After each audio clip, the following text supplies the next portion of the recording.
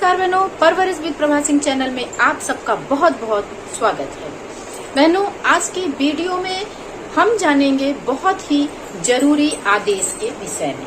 जी हाँ बहनों, एक बहुत ही जरूरी आदेश मिर्जापुर की जिला कार्यक्रम अधिकारी ने दिया है और वो है ई-केवाईसी और एफआरएस को लेकर के।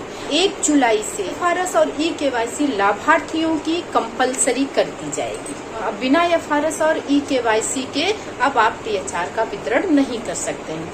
तो स्पष्ट रूप से आपको मैं ये लेटर ही पढ़ करके सुनाती हूँ, जिससे कि आप लोग बातों को अच्छी तरह से समझ पाएं।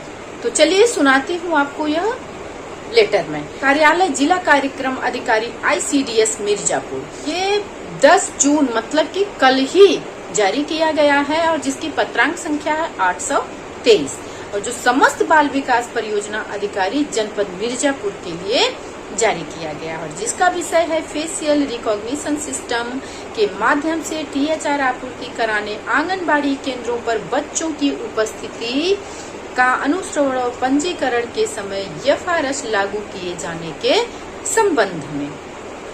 उपर्युक्त विषयक निदेशालय बाल विकास सेवाओं पुष्टाहार उत्तर प्रदेश लखनऊ के पत्र संख्या C-378 दिनांक 6/6/2025 एवं महिला एवं बाल विकास मंत्रालय भारत सरकार के पत्र संख्या PA 147 2020 CPM U पार्ट 1 दिनांक 30/5/2025 का संदर्भ ग्रहण करें, जिसके साथ महिला एवं बाल विकास मंत्रालय के पत्र दिनांक 12/11/2024 एवं दिनांक 5/3/2025 में देश भर में पोस्टर ट्रैकर के माध्यम से फेस ऑथेंटिकेशन मॉड्यूल के कार्यान्वयन के संबंध में निर्देश दिए गए।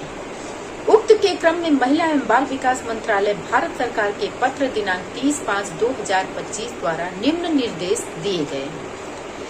पहला निर्देश देखते हैं बहनों। 3 निर्देश दिए गए हैं, जिसमें से हम पहला निर्देश आपको बताते हैं। पहले, आंगनबाड़ी केंद्रों पर आने वाले 3 से 6 वर्ष आयु वर्ग के लाभार्थियों की उपस्थिति एवं हार्ड कुक्ड फूड प्राप्त करने वाले लाभार्थियों की पोस्टर ट्रैकर पर फीडिंग दिनांक 1/7/2025 से अनिवार्य रूप से लागू हो जाएगा।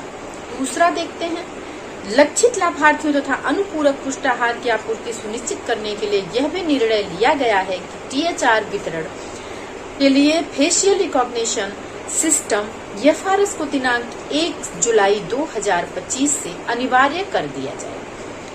और तीसरे पर फोकस करते हैं, लाभार्थियों के पंजीकरण हेतु दिनांक 1/8/2025 से फेशियल रिकॉग्निशन सिस्टम एफआरएस को अनिवार्य रूप से कर दिया जाए।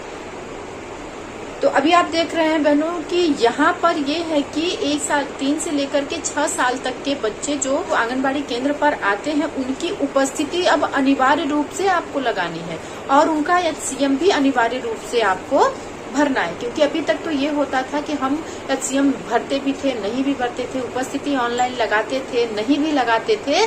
तो अब ये चीजें बंद कर दी जाएंगी। अभी इधर जो भी 10-15 दिन स्कूल खुला रहेगा, उसके बाद 1 जुलाई से आपको बच्चों की उपस्थिति प्रतिदिन लगानी है और पूरी लगानी है और उनको HCM जो आप खाना खिलाते हो उसकी उपस्थिति भी आपको लगानी है। और दूसरा तो बताया कि जो लक्षित लाभार्थी हैं, जितने भी आपने नामांकित लाभार्थी किए हैं, चाहे वो गर्भवती हो, धात्री हो, 7 मास 3 वर्ष के बच्चे हो, 3 से 6 साल तक के बच्चे हो, उनका एफआरएस और ई-केवाईसी आप लोगों को करना ही करना है, तभी उनको राशन दिया जाएगा।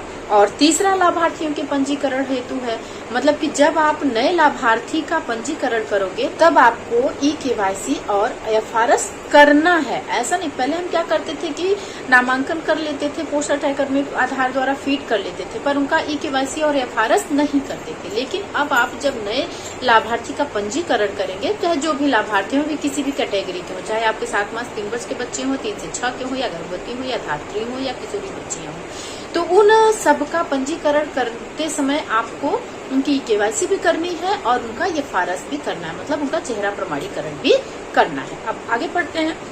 उल्लेखनीय है कि पोस्टर ट्रैकर के अनुसार दिनांक 3/6/2025 तक प्रदेश के समस्त जनपदों द्वारा फेशियल रिकॉग्निशन सिस्टम एफआरएस हेतु फेस कैप्चरिंग एवं ई-केवाईसी की फीडिंग 7.43% ही हुई है, जो अत्यंत कम है। इससे स्पष्ट होता है कि एफआरएस के संबंध में आपके द्वारा कोई रुचि नहीं दिखाई गई है, जो आपकी लापरवाही में उदासीनता को द्योतक है। सभी जनपदों द्वारा टेक होम राशन के वितरण हेतु दिनांक 1/7/2025 तक एफआरएस 100% किया जाना अनिवार्य है। इस संबंध में NEGD द्वारा आपको एवं मुख्य सेविका को प्रशिक्षण भी दिया जा चुका है। बात तो सही है बहनों की आंगनबाड़ी कार्यकर्तियों को और मुख्य सेविका को भी एफआरएस करने के लिए और ई-केवाईसी करने के लिए प्रशिक्षण दिया जा चुका है।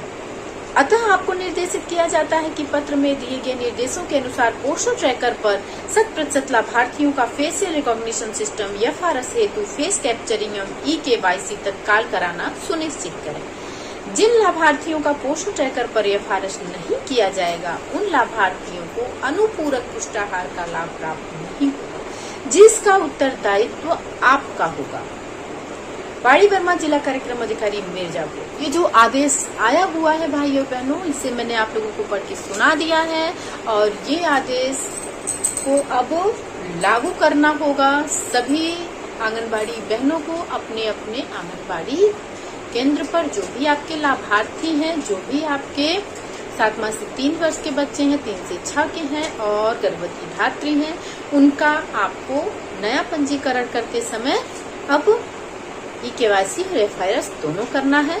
और प्राइमरी स्कूल में चलता है, उनके बच्चे तो खाना खाते ही हैं। बहुत जगहों पर ऐसा है कि जहाँ निजी जगहों पर चलता है आंगनबाड़ी केंद्र, अभी तक वहाँ खाने की व्यवस्था कहीं कहीं नहीं हो पाई है। तो अब ये चीजें कंपलसरी हो गई हैं। 1 जुलाई से खाना भी दिया जाएगा और पोषण ट्रैकर में उपस्थिति और HCM मतलब कि हॉट फूड मील कितने बच्चों ने खाया, कितने बच्चे उपस्थित रहे, उनकी संख्या भी आपको देनी होगी।